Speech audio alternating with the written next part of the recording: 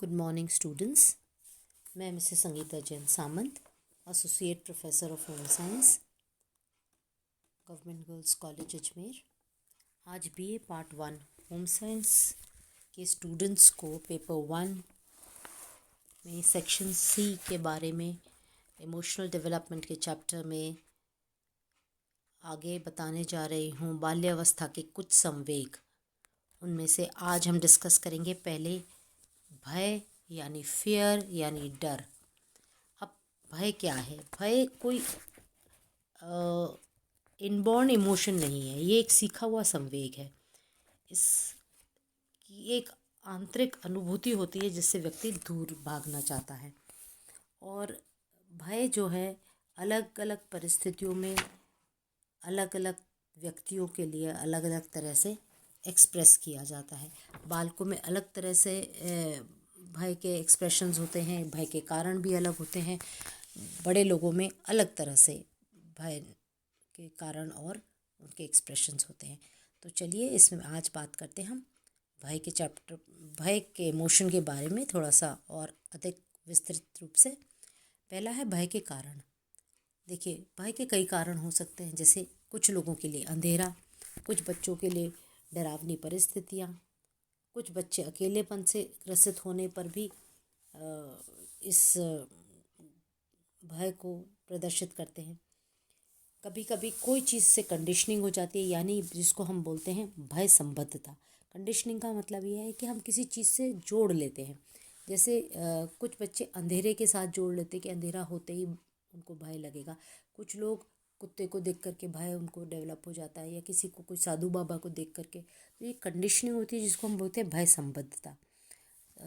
ये किसी वस्तु, परिस्थिति या किसी जीव के साथ या कोई साउंड प्रोडक्शन के साथ जो है इसको जोड़ करके भय का कारण बन जाते हैं। कठोर अनुशासन, स्ट्रिक्ट डिसिप्लिन जहाँ होता है उससे कारण भी भय होता है।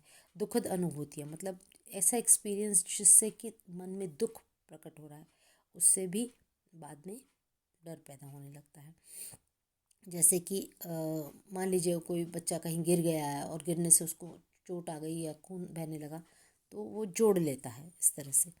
फिर आत्मविश्वास की कमी, किसी बच्चे में अगर आत्मविश्वास की कमी है तो वो कोई ऐसी सिचुएशन जिसमें वो घबराहट पैदा होती है, उससे बच्चे को डर लगने लगता है।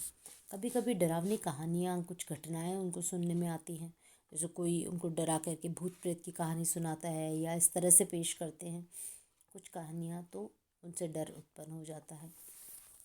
कभी बच्चे का मजाक उड़ाया जाए या उसको सोशली रिजेक्ट किया जाए तो उससे भी डर उत्पन्न हो जाता है। फिर जन्म क्रम, यानी उसका बर्थ ऑर्डर क्या है। देखा जाता है कि पहले बच्चे की तुलना में जो लेटर बॉर्न्स जो होते हैं, दूसरे तीसरे या सबसे चौथे छोटे वाले बच्चे जो होते हैं, उनमें डर ज़्यादा होता है। पहला वाला बच्चा जो है थोड़ा साहसी एवं निडर होता है। फिर है अज्ञानता। जो हम जिस चीज़ के बारे में नहीं जानते उसको हम पहली बार देखते हैं या हम उसकी अनुभूति होती है, तो उस क्योंकि हम उससे अनजान हैं उस चीज़ से, तो एक मन में डर बैठा रहता है। तो कभी कभी कुछ लोगों को ऊंचे स्थान से, अनजान व्यक्ति से कोई तेज ध्वनि हो जाती है, उससे भी डर लगता है। कभी कभी लोग बीमार हो जाते हैं तो उनको इस चीज़ से भी डर लगता है कि हाय मेरे इंजेक्शन लगेगा। तो हर एक की जो भय के कारण है बहुत सारे हो सकते हैं। बच्चों में अलग टाइप के, किशोर बालकों में अलग टाइप के, अडल्ट्स में अलग टाइप का डर हो सकता है। तो ये जो भय के कारण हैं हर एक व्यक्ति में अलग अलग तरह से होते हैं। अब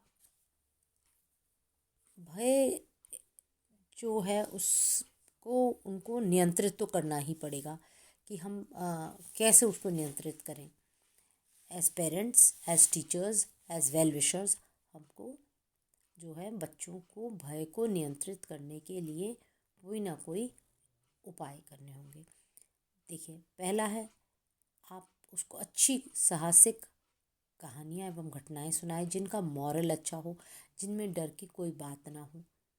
तो उससे बच्चे को ऐसी अनजान चीज़ों से भी डर लगना बंद हो धीरे धीरे कम हो जाएगा या नहीं लगेगा। फिर उसको जो डर वाली सिचुएशंस हैं उनसे अगर वो समझदार नहीं है तो उनसे उनको थोड़ा दूर रखा जाए, ताकि वो ऐसी परिस्थिति में पड़े ही ना जिससे कि उसको डर लगने लगे। फिर नई परिस्थितियों से उसको धीरे धीरे अवगत कराएं ताकि उसको नई परिस्थिति से भी डर ना लगे। थोड़ी जब कोई बच्चा भय में होता है तो उसके साथ थोड़ी सहानुभूति दिखाना भी कभी कभी काम कर जाता है और बच्चा अपने डर से उभर जाता है। फिर जैसे हमने बताया, कुछ चीज़ों के साथ संबद्धता यानी कंडीशनिंग होती है तो भय हो जाता है। तो अगर हम उसको हटा करके रिकंडीशन करें, मतलब दोबारा कंडीशनिंग करें, दोबारा से संबद्धता पैदा करें, तो अच्छी चीज़ों के साथ करें तो उसके मन में डर हट जाएगा। फिर जो भी ऐसी सिचुएशन है जिससे उसको डर लगता है तो उसके साथ उसको जूझने की प्रेरणा दें, ताकि बच्चा उससे संघर्ष करके उस सिचुएशन के ऊपर अपना विजय पा सके। फिर उसके साथ जो है एक इम्पॉर्टेंट बहुत बड़ी बात है कि हमेशा जो बच्चा मन में डर होता है उसके, तो उसके साथ हमें कैसा व्यवहार करना चाहिए। उसको डांटना डपटना नहीं चाहिए, उसके साथ एक मित्रतापूर्ण व्यवहार करना चाहिए, एक फ्रेंडशिप वाला बिहेवियर रखना चाहिए। तो उससे क्या है, बच्चा आपके साथ खुल के बात कर सकेगा। कभी भी बच्चे को अधिक कठोर अनुशासन में ना रखें, उसके साथ मधुर एवं मित्रतापूर्ण व्यवहार रखें और जो है उसकी बातों को समझने की कोशिश करें। तो उससे भी बच्चे में जो है भय को नियंत्रित करना आता है। फिर नेक्स्ट आपका आता है कई माता पिता बालकों को ज़बरदस्ती डराते रहते हैं। कैसे डराते हैं कि नहीं ये दूध पी ले नहीं तो बाबा आ जाएगा। इस तरह से जब बच्चों को हम कई चीज़ों के साथ एक अनावश्यक डर पैदा करते हैं तो बच्चे भी जो है अलग तरह से प्रदर्शन करते हैं भय का। तो ऐसी स्थिति ना करें और अनावश्यक रूप से उनको डराएं धमकाएं नहीं। तो बच्चों को जो है उनमें भय को नियंत्रित करना आ जाएगा या वो भय से बचे रहेंगे। तो ये कुछ ऐसी टिप्स हैं जो हमको एज पेरेंट्स हमारे को बच्चों को भय को नियंत्रित करने में जो है उनको सिखानी चाहिए। कल हम बात करेंगे क्रोध के बारे में।